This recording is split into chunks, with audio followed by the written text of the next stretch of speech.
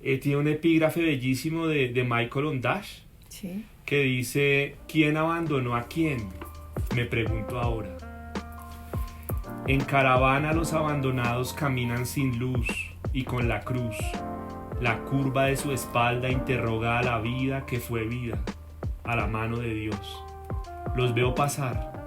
Saben que no hay lugar que los reciba, ni mesa para compartir un pedazo de pan.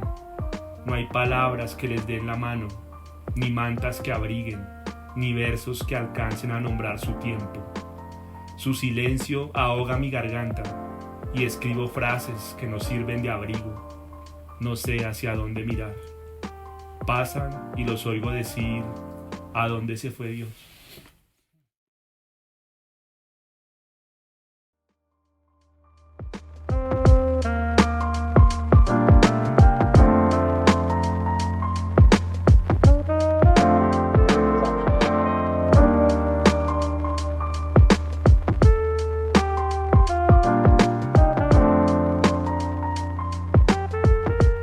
Aquí estamos en un visaje que creo que es de los mejores, Cecita. Estamos como los detectives salvajes con una detective salvaje. Sí. Esta mujer no tiene presentación, es muy conocida, muy querida, muy añorada por todos. Entonces con Qué la lindos. detectiva salvaje. Tan bonitos. Absolutamente de acuerdo. Y estamos en la casa de Luzmari Giraldo, poeta. Empiezo por esa denominación que me parece la más potente. Antologadora, profesora de literatura por muchos años. Por sus aulas han pasado las plumas contemporáneas más geniales que tiene el país actualmente. Y para nosotros es un orgullo tremendo estar en su casa haciendo este visaje, maestra. No, yo encantada de estar con ustedes. Sí, por mis aulas han pasado muchos escritores de los que hoy tienen mucho prestigio y, y no es gracias a mí, gracias a los escritores, cosa que yo, digamos que a mí me honra. Yo me siento feliz de haber tenido en mi salón de clase a muchos, muchos escritores que no los voy a mencionar, que después se me queda alguno o alguna por fuera, pero sí, desde autores que hoy pueden tener 55 años hasta autoras o autores que tengan eh, 40, alguna cosa así, 30, una cosa así. Y de eso doy fe incluso en las antologías.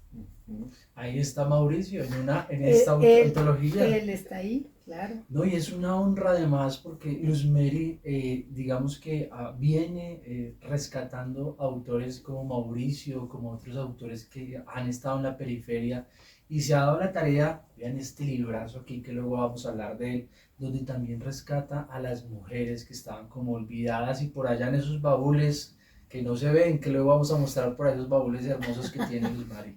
Sí, sí, sí, he tenido la oportunidad de conocer incluso gracias al voz a voz autores que no, digamos que no circulan muchísimo y de rescatar también otros autores de muchísima trayectoria, además de los jóvenes, de rescatarlos del olvido, del silencio, autores que alguna vez eran leídos y de pronto ya no más.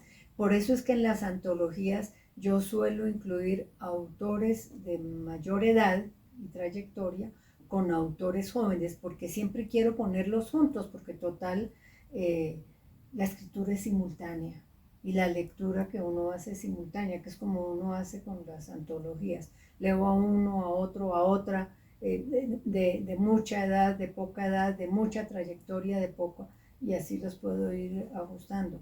Esa es. Una detective salvaje. Este es el cuarto tomo, lo que quiere decir allá, visajosos, que hay 3 tomos anteriores. Es una vida prácticamente dedicada a la investigación del cuento en Colombia. Creo que en esos 4 tomos, cuando alguien quiera saber del cuento colombiano, se puede acercar a esos 4 tomos y va a ser una fuente bibliográfica absoluta para poder decantar quiénes fueron los escritores más potentes en el género. Maestra, cuéntenos un poquito cómo se le ocurrió esa idea de 4 tomos o cómo surgió el tema. Esos 4 tomos se fueron casi que haciendo solos, digamos que los cuentos escritos y multiplicados y diversificados se me fueron presentando, porque eso también tiene antecedentes, digamos, antes de esto, más o menos en el 1998, hubo un debate en Colombia sobre el cuento colombiano, cómo había perdido vigencia y cómo los últimos cuentistas eran muy malos, y algunos y algunas, porque eran hombres y mujeres, de quienes opinaban eran muy agresivos y muy desconocedores de lo que estaba pasando. Yo no era experta en cuento, pero me chocó la afirmación de una editora de que los escritores estaban escribiendo muy mal y que después de García Márquez había solamente un grupo de narradores que había que tener en cuenta y nadie más. Entonces yo me di a la tarea de leer y ahí me encontré por primera vez con Rosero, con Mendoza, con autores nacidos, digamos como en los 60, de los 60 para acá, y empecé a ver qué era lo que estaba pasando. De ahí surgió un número tal vez de 20 y se lo ofrecí curiosamente a Fondo de Cultura en México. México lo publicó de una, a mí me sorprendió. Después de esa publicación hubo otros cuentos de más jóvenes, Cuentos Caníbales, que me lo publicó, que ese sí fue, yo lo ofrecí también. ¿Cuáles son los más jóvenes? ¿No? Nuevos cuentistas colombianos. Se lo ofrecí a Alfaguara, que durante 2 años lo tuvo engavetado. Se lo ofrecí en 1998 diciendo, o 99 diciendo, mire, viene una nueva generación de cuentistas, y no me creyeron hasta que empezaron a ganar premios, y entonces ahí sí me llamaron. Yo quería dar la primicia. Entonces surge Cuentos Caníbales. Con un prólogo bellísimo, que nos sirve para dar clases de literatura en los primeros semestres. A mí me interesa siempre hacer prólogos que sean como muy reflexivos, producto de mi lectura, por lo menos en mi relación con los... Y tiene que ver con esa frase, ese prólogo, después de las grandes rabias y los hermosos errores, que era la generación mía y la que me antecedió inmediatamente, la revolución, el cambio, los nuevos lenguajes y el desencanto, digamos, con el que surgen los que venían después. Entonces, cuando se presenta esa antología, me llama Juan Camilo Sierra, que en ese momento había sido nombrado director del Fondo de Cultura Colombia, que existía, pero era un fondo todavía muy débil, y él dijo, yo quiero publicar cuentos, prepáreme una antología de contemporáneos. Yo le dije, no, yo quiero preparar una historia del cuento colombiano, y él no creyó. Y en ese momento no creyó, y le dije yo, déjeme ir andando para atrás. Así, andando para atrás.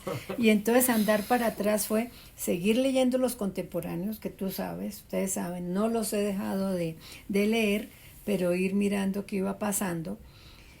Y llegué digamos, hasta el comienzo del siglo XX, y así eché de para atrás, siglo XIX. ¿Cuándo empieza realmente el cuento en Colombia? Yo dije, en el tránsito del siglo XIX al siglo XX, el cuento propiamente dicho, pero antes había esbozo de cuentos, que eso lo cuento en los 2 primeros tomos, y de ahí, de pronto un día dije, oigan, pero es que toda la historia de la literatura en cualquier país empieza con los mitos. Claro. Entonces empecé con mitos. Entonces esto va a ser 20 años el próximo año, que sacamos los 2 primeros tomos de mitos hasta Gabriel García Márquez, el primer tomo, y el segundo, los contemporáneos convergiendo, mayores con jóvenes. Y ya vamos a cumplir 25 años solo consagrados en el Fondo de Cultura. Tremendo. Son muy lindas. Las carátulas de los últimos tomos. Uy, son divinas. Son de Andrea Echeverry. Andrea Echeverry. La Aterciopelada. Se va a sacar el próximo año el segundo tomo, también con otra imagen de Andrea. No, hermosísimo. Para celebrar los 20 años. Y tú decías ahora contar los pasos hacia atrás. Y miren esto tan bonito, contar la vida como contar los pasos. Y con este título, con este hermoso título, abre la antología de mujeres. Luz Mary, háblanos de este hermoso Esa libro. también es muy linda.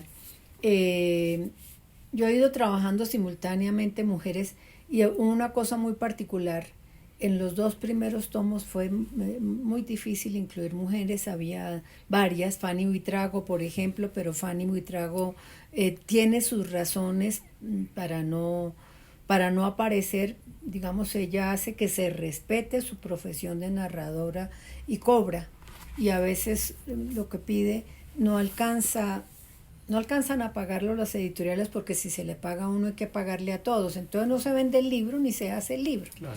Entonces busqué a Fanny, busqué a muchas autoras y para el segundo tomo fue imposible, pero a partir del tercero y el cuarto empecé a notar que las mujeres estaban un poco más interesadas por el cuento y que estaban abandonando la poesía. En algún momento yo dije, voy a recoger todas las mujeres que yo pueda, ahí hay 72, si no estoy mal, por lo menos 70 sí hay. Voy a recoger todas las mujeres contemporáneas, porque ya en el primer tomo hay de la colonia, siglo XIX, siglo XX. Voy a recoger todas las mujeres contemporáneas y pensé también en otro antecedente. Cuando se pusieron de moda las mujeres, me llamó Planeta 6 Barral y me dijo, háganos una antología de cuentistas mujeres. Yo no trabajaba mujeres, yo leía indistintamente. Y yo empecé a mirar y también esta vez sí fue andando para adelante. Dije cómo escribían en la conquista, cómo en la colonia, cómo en el siglo XIX, cómo están escribiendo en el XX. Entonces hice un recorrido para ver cómo las mujeres se iban apropiando del lenguaje, de la palabra, qué era lo que pasaba con las mujeres que preferían escribir poesía a escribir cuento. Y me di cuenta de cómo iban afianzando la voz narrativa y empecé a entender que desde la segunda mitad del siglo XX las mujeres dejaron de ser épicas, dejaron de ser líricas y empezaron a ser épicas. A uno siempre le enseñaban, los hombres son épicos y las mujeres son líricas, porque los hombres la épica la hacen en la aventura del mundo hacia afuera, y las mujeres líricas, la aventura está en el mundo hacia adentro. Los hombres hacen del universo el mundo y las mujeres del universo su casa. Y yo empecé a entender que en la segunda mitad del siglo XX esto se iba rompiendo, o más que rompiendo, había un cambio en la perspectiva de las mujeres, y además de ser líricas querían ser épicas y mirar para afuera. Cuando recojo ya esto fue por invitación de Lucía Donadío, que me pide hagamos una antología. Yo sé que estás trabajando mujeres, quiero una antología de mujeres nacidas más o menos a partir de la década del 30. Y escribí, la primera que publicó fue, Planeta 6 Barral, se llamó Ellas Cuentan. Yo quise poner ese título porque era decir, ellas existen, Claro. ¿no? Pero ellos también saben contar. Y no pude utilizar ese título y publiqué uno que se llama Cuentan.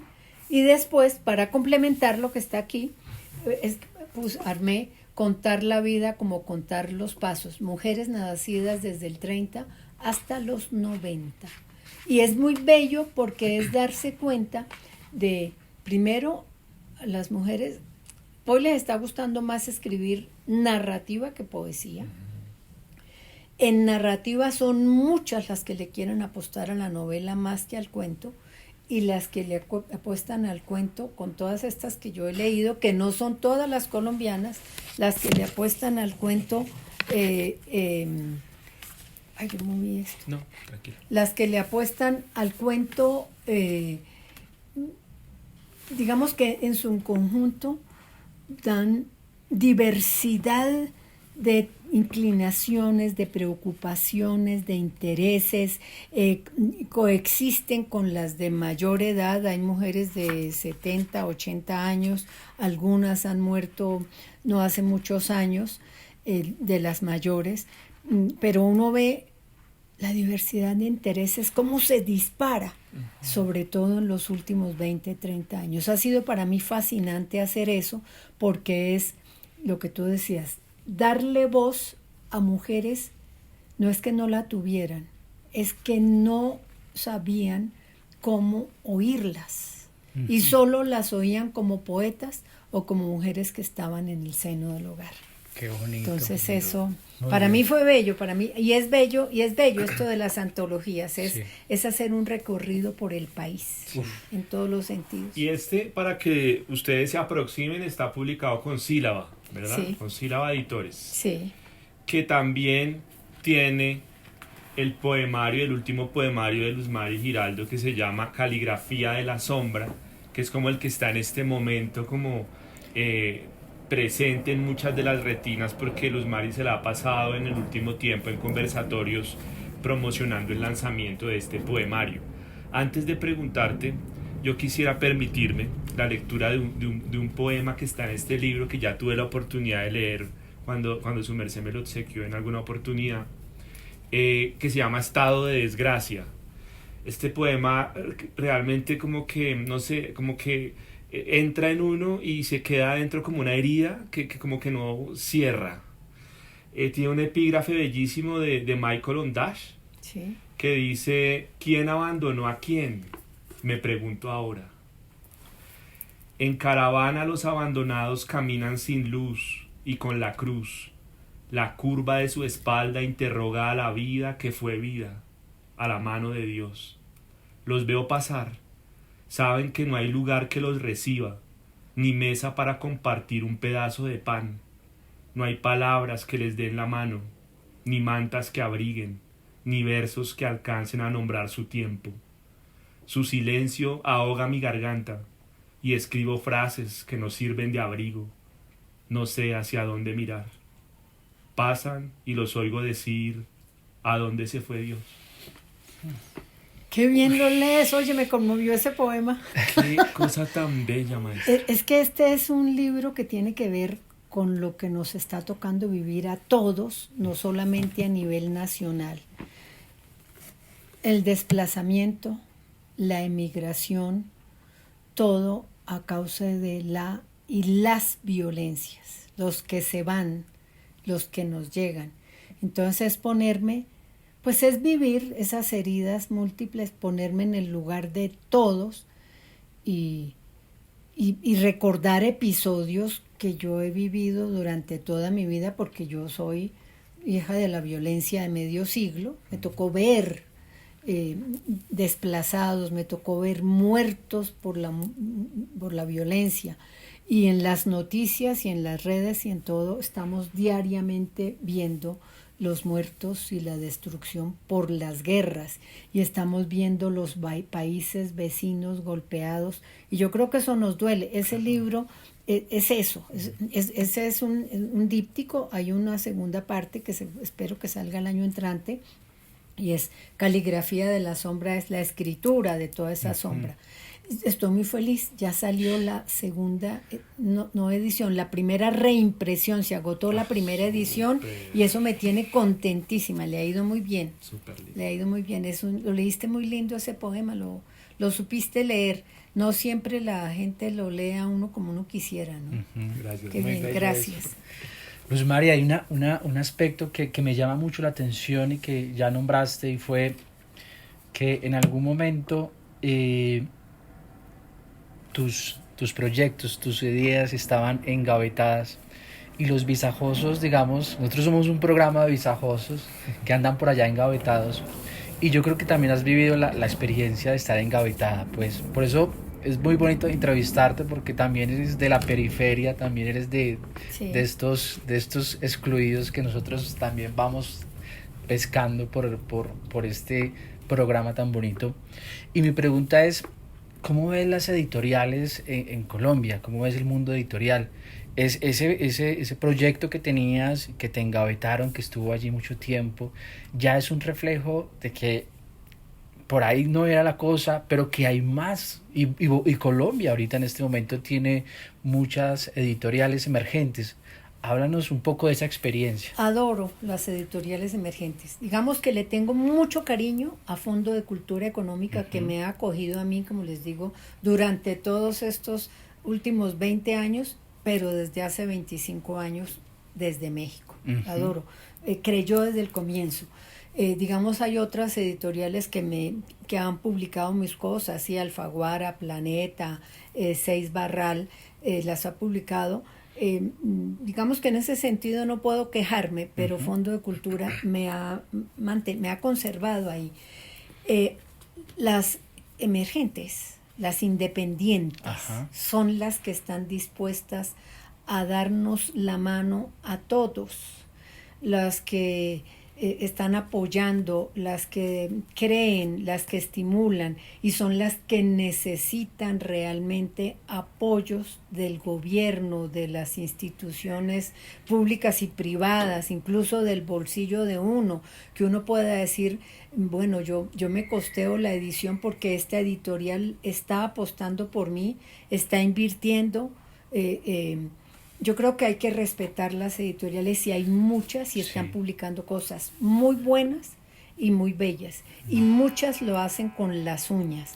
Entonces a mí me parece, los admiro, como pasa con las librerías chiquitas. Hay unas librerías monumentales que lo absorben todo, ¿no? Pero hay unas chiquitas que se juegan el todo por el todo, ¿no? Estoy pensando en Garabato, que empezó precisamente favoreciendo editoriales independientes, y sigue abriendo las puertas a editores independientes, a escritores más marginales. No que les cierre las puertas a las grandes editoriales, no, también están, pero los otros merecen estar al mismo nivel. Pienso en Matorral, pienso en muchas otras editoriales y de ciudades chiquitas, Ágora, no recuerdo nombres y me da pesar, pero en cada ciudad hay una editorial chiquita. En Ibagué, que es mi tierra, estuve en dos, recuerdo dos muy similares, hermosísimas. Alas de colibrí se llama una, que yo soy fanática de los colibríes.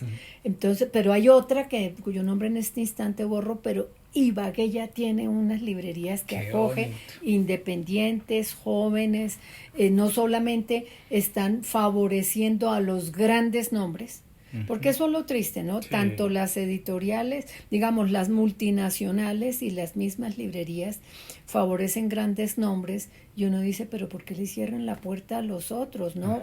Al mismo nivel, al mismo nivel. Entonces yo sí me resiento de que, digamos, lo más grave son los periodistas culturales.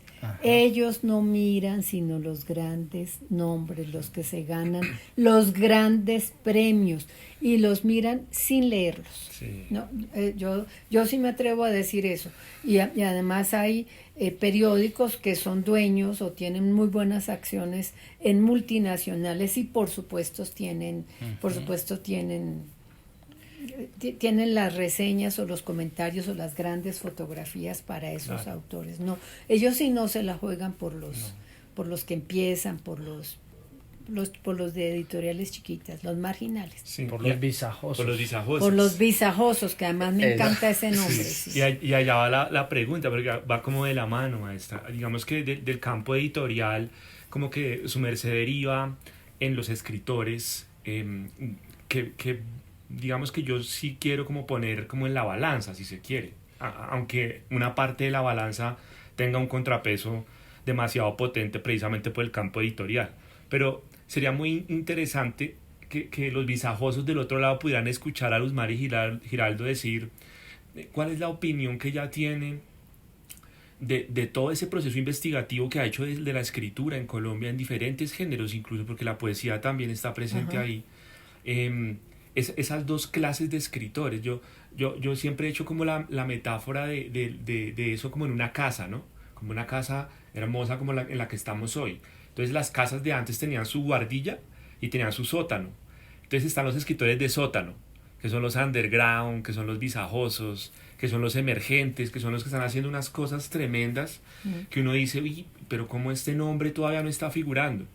Y están los otros, que son los de la guardilla, que están posicionados. Ahí en el intermedio de la casa hay otros que también se están como bandeando en las dos, digamos, plazas, en los dos lados de la balanza. Pero están también los de la sala. También. Que son los que más promueven, son los que se convierten en a los que les abren las puertas para que la visita los vea. Correcto. Sí. Y yo quisiera que Luz Mari el punto de vista de Luz Mari Giraldo en lo que ha leído. Hay mucha distancia entre esos grandes nombres y esos underground. Hay más belleza en el underground a veces o más fuerza que en los grandes. Bueno, sería interesante. No, yo sí creo que hay grandes autores y autoras underground, buenísimos, que lo que necesitan es que los promuevan más, que no siempre los puede promover su editorial marginal o chiquita o la autopublicación, no siempre, porque es que son los periodistas los que determinan, es que eso es lo que a mí me incomoda, son los periodistas. Hay autores incluso en muchos casos superiores a los famosísimos, superiores incluso a aquellos que se ganan premios internacionales. Sabemos que muchos premios internacionales son resultado de lobby de la gente editorial. Los underground no tienen agente, no tienen cómo pagar a gente, porque la gente siempre está mirando a ver cuánto me voy a ganar con promover. Y cuál es el mundo que está escribiendo para ver si yo me le mido. Y la gente también mira qué está de moda, ¿no? Y las editoriales publican lo que está de moda, que es lo que se vende, no siempre es lo mejor. Y los autores que se posicionan así, sean libros no muy buenos, de todas maneras les dan la mano, los promueven, les hacen lanzamientos aquí y allá a nivel nacional e internacional, buscan traducirlos, etcétera.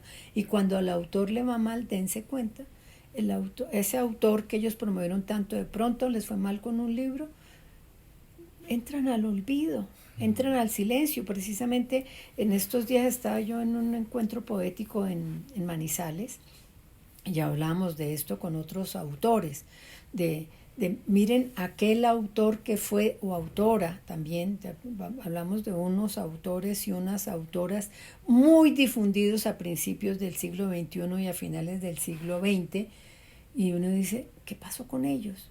No los volvieron a promover.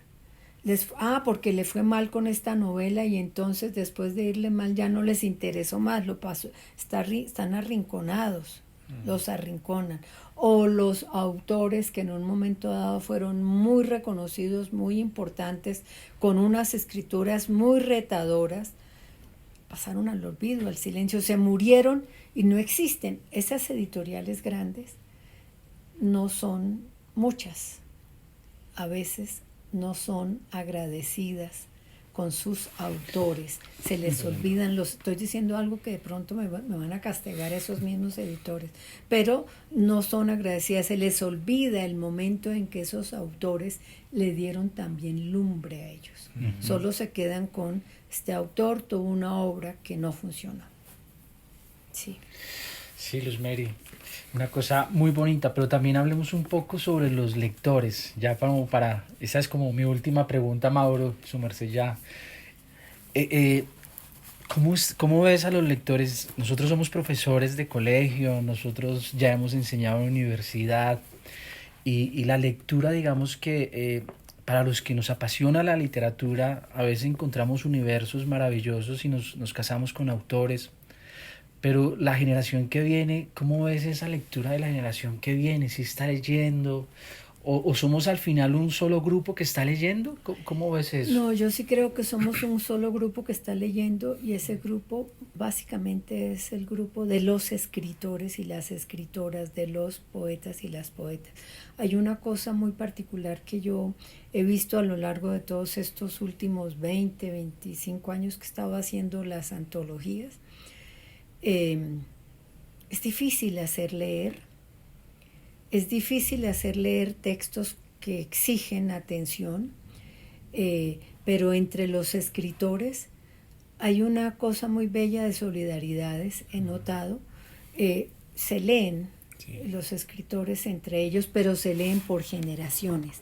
Yo notaba, por ejemplo, en la generación de Espinosa, Parra Sandoval, Burgos Cantor, Fanny Buitrago, Marvel Moreno, esta que hace el deslinde de Gabriel García Márquez, hacia lo más contemporáneo y que abre las puertas para todo lo que vino después, porque exploran, ya dejan de explorar lo real maravilloso, lo hiperbólico, lo mágico, ¿no? Que miran la ciudad, miran más psicologías, miran la sociedad misma, miran, se debaten los problemas de la escritura, la historia, todo eso.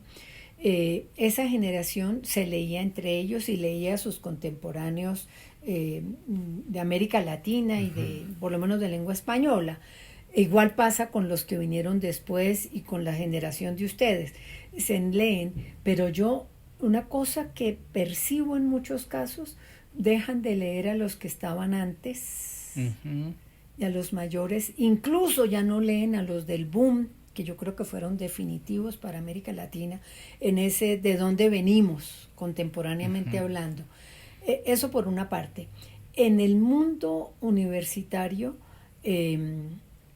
pues yo ya dejé de dar clases en la universidad, se lee lo que toca, o lo que me gusta, y no lo que puede ser, y no se va tan bien a lo que puede haber sido muy importante. Sí. Ya no.